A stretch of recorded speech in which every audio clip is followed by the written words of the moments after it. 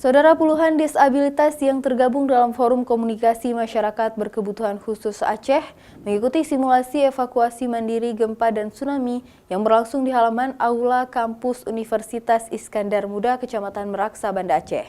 Kegiatan mandiri ini untuk melatih para disabilitas untuk memahami proses kesiapsiagaan apabila bencana datang. Puluhan disabilitas yang ikut simulasi gempa dan tsunami tersebut diberikan pelatihan bagaimana cara untuk menyelamatkan diri bila bencana gempa dan tsunami terjadi. Mereka memperagakan seluruh standar penyelamatan diri bila bencana tersebut menimpa mereka, baik dari kalangan tunarungu, tunawicara, tunanetra maupun tunadaksa. Walaupun secara standar penyelamatan diri berbeda di antara penderita disabilitas fisik tersebut, namun mereka menganggap simulasi mandiri yang diperagakan hari ini sudah memberikan gambaran skema penyelamatan diri bila gempa dan tsunami terjadi.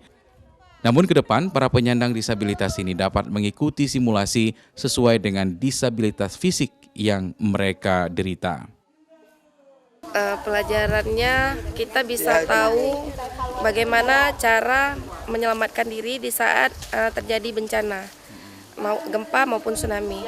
Terkait kami yang pengguna kursi roda, kadang-kadang kan berada posisi di dalam gedung.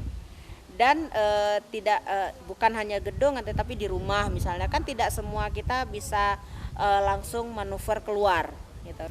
Karena kalau untuk yang disabilitas non kursi roda itu mereka masih bisa misalnya seperti netra atau teman tuli atau rungu itu misal sembunyi di bawah meja lah. Kalau kami pengguna kursi roda, syukur-syukur kalau dia masih punya kekuatan di kaki mungkin dia masih bisa bergerak.